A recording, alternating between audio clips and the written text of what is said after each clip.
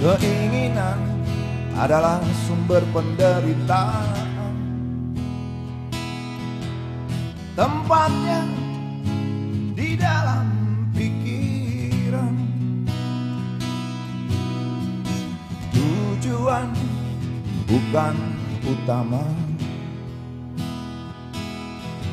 Yang utama adalah prosesnya. Kita hidup mencari bahagia. Harta dunia kendaraannya, bahan bakarnya budi pekerti. Itulah nasihat para nabi.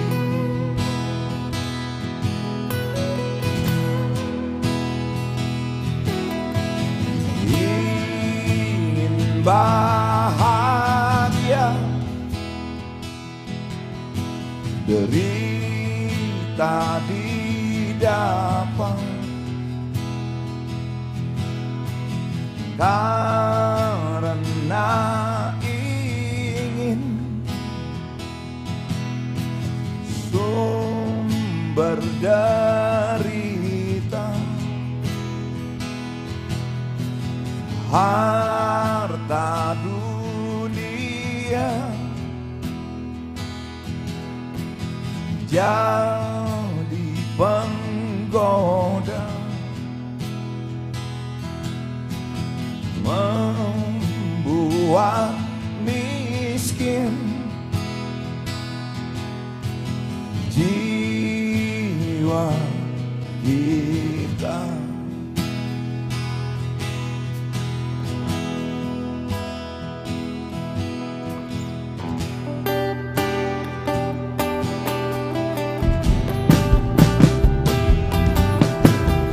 Ada benarnya nasihat orang-orang suci, memberi itu terangkan hati, seperti matahari yang menyinari bumi, yang menyinari bumi.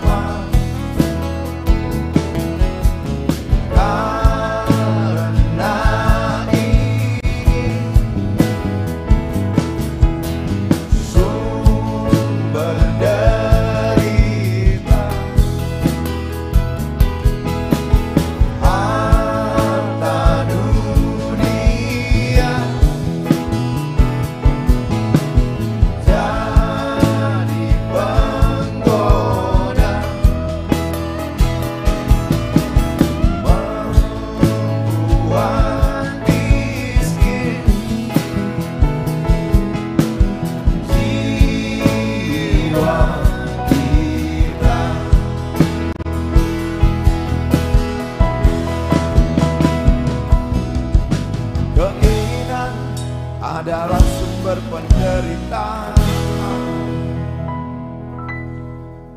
Seperti matahari dari album Suara Hati. Ya, Waduh, pas nih jadi seperti matahari. Keinginan adalah sumber penderitaan nih, gimana Pak Faiz? iya. Tuh. Padahal penderitaan cahaya masuk tadi ya. Iya. Kalau masuk matahari memang banyak keinginan biasanya. Oh iya. Iya kalau masuk matahari. Atau habis saja. Iya. Ini lagunya sangat filosofis sekali. Keinginan adalah penderitaan itu. Ini sumber penderitaan itu. Pikirannya ada seorang filosof barat. Namanya Arthur Schopenhauer.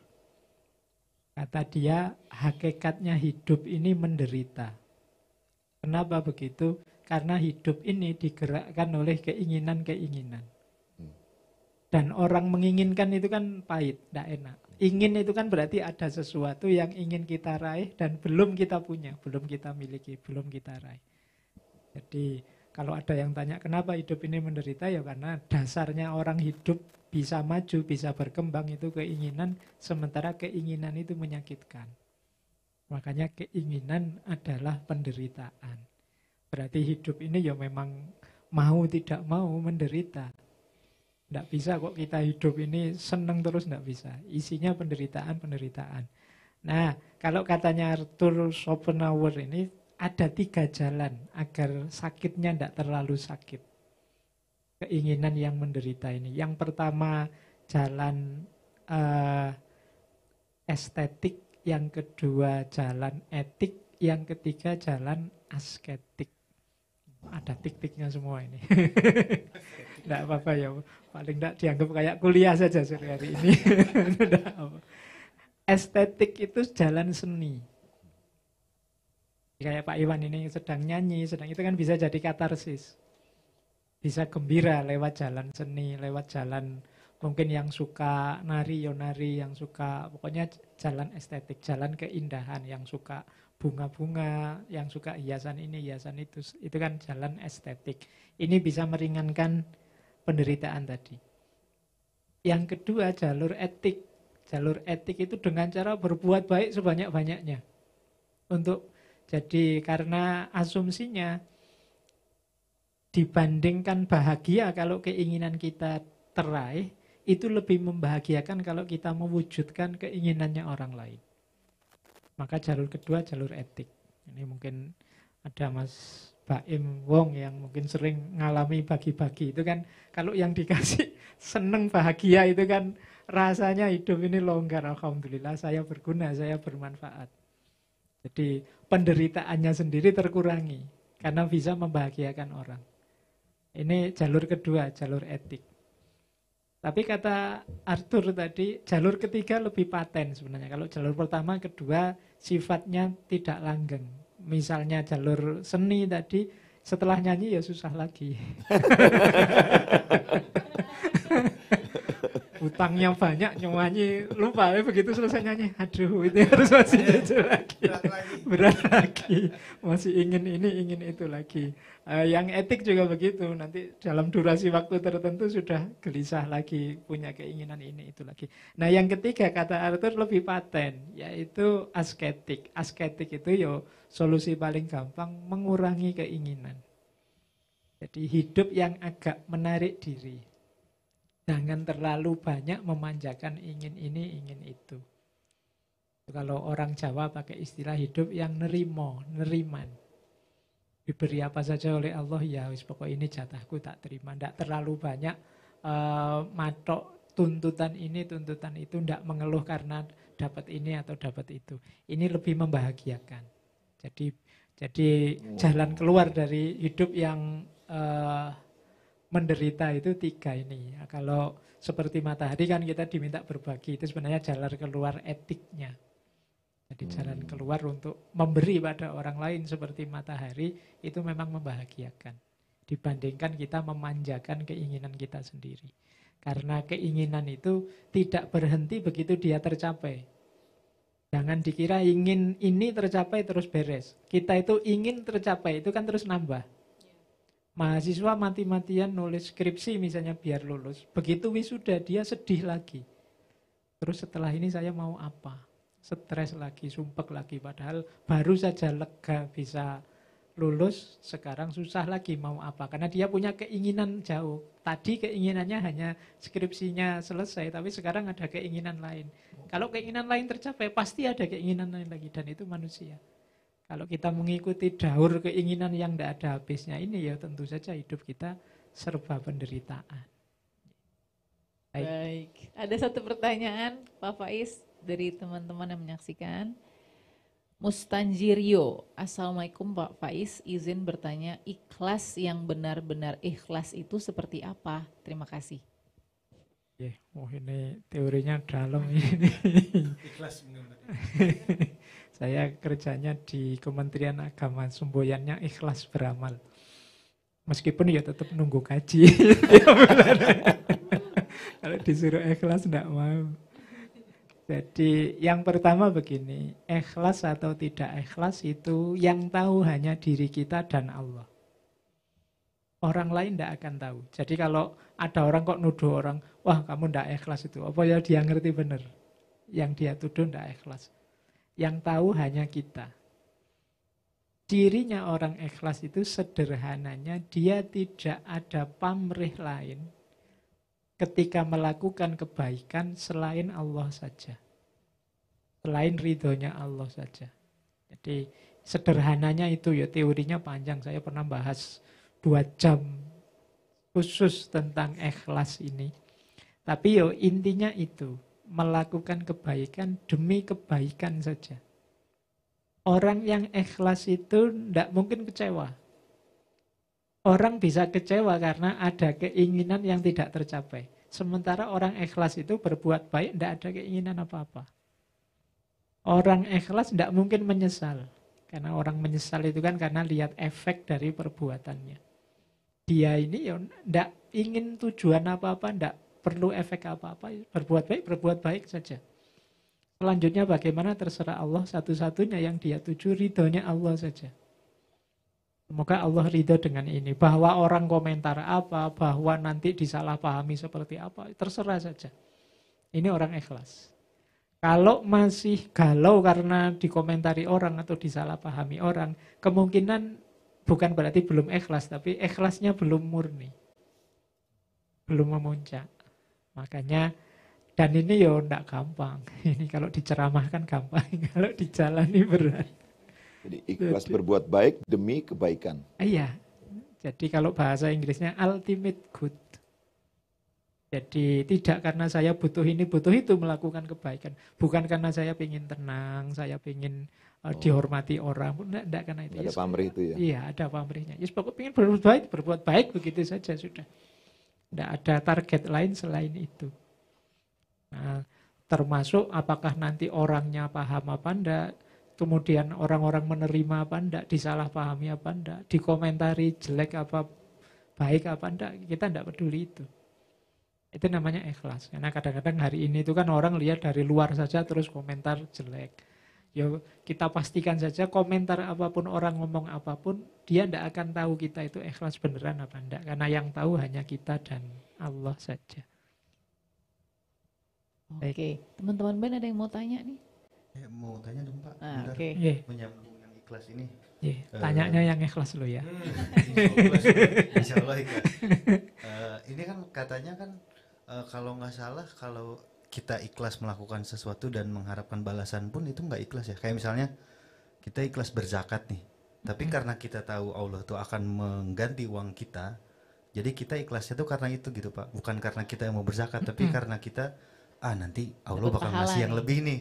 Apakah itu termasuk ikhlas juga atau tidak itu Pak? Ya kita sebut saja ikhlas yang belum puncak, belum murni. Jangan disebut tidak ikhlas, nanti orangnya tidak mau sedekah lagi. Tidak mau sedekah lagi. Sudah ikhlas, tapi belum murni. Jadi boleh saja. Dan karena memang Allah itu ngerti level-level situasi batinnya orang. Makanya Allah juga kan Di dalam Al-Quran, dalam ayat kan banyak itu memang dipameri. Barang siapa bersedekah sekian, dilipat gandakan 700 kali. 700 dan sebagainya. Itu tidak masalah, karena memang Allah ngerti kita. Kalau tidak diiming-imingi begitu, banyak orang yang tidak berbuat baik. Oke, ini mudah-mudahan. Jebakan Batman ya. Iya, tidak apa-apa. Arahnya nanti tetap ke sana. Kayak begini loh, kalau kita misalnya punya anak atau adik ya. Nah, kalau kamu rajin belajar, tak beliin HP wis. Akhirnya anaknya kan serius belajar, bayangannya dia dapat HP-nya. Tujuan saya kan bukan HP-nya, biar saja dia mikir HP. Yang penting kan dia belajar, nanti dia jadi pinter. Nah, Allah seperti itu, kita diiming-imingi nanti dapat ini, dapat itu, tidak apa-apa. Itu sudah di rute yang sama untuk menuju Allah. Sebagaimana orang tua tadi ketika anaknya rajin, ya dia ada di rute yang sama sesuai keinginannya orang tua untuk jadi pinter. Bahwa nanti beneran dia ranking 1, dibeliin HP beneran, tidak apa-apa. Tapi kan tujuannya bukan HP-nya kalau orang tuanya, pinternya anaknya. Insya Allah ikhlas ya. Seikhlas kita berpuasa hari ini karena Udah di jalur yang benar. azan sudah berkumandang yang kita dengar. Ini saup-saup dari luar ya. Alhamdulillah saatnya kita berbuka puasa untuk daerah DKI Jakarta dan sekitarnya. Semoga puasa kita diterima oleh Allah Subhanahu Wa Taala. Monggo Pak Faiz dipimpin doanya, silakan. Baik, Alhamdulillah kita sudah sampai puasa hari ke-17. Kita akhiri puasa kita hari ini dengan berdoa, doa buka puasa dan doa sebelum makan. A'udzubillahi minasyaitonirrajim. Bismillahirrahmanirrahim. Allahumma sholli ala sayyidina Muhammad wa ala ali sayyidina Muhammad. Allahumma laka sumtu wa bika amantu wa ala rizkika aftartu. Dhahabat dhama'u wabtalatil uruku wa thabatal ajru insyaallah. Allahumma barik lana fima rozaqtana wa qina adzabannar. Alhamdulillahi rabbil alamin. Alhamdulillah. Terima kasih kepada teman-teman yang sudah menyaksikan Suara Hati Ramadan. Selamat berbuka puasa dan jangan lupa Suara Hati Ramadan bersama Yayasan Suara Hati Wanfas tentu akan menemui Anda lagi besok ya di waktu yang sama-sama di senja menuju berbuka. Terima kasih sekali lagi. Wassalamualaikum warahmatullahi wabarakatuh. Hah? Oh.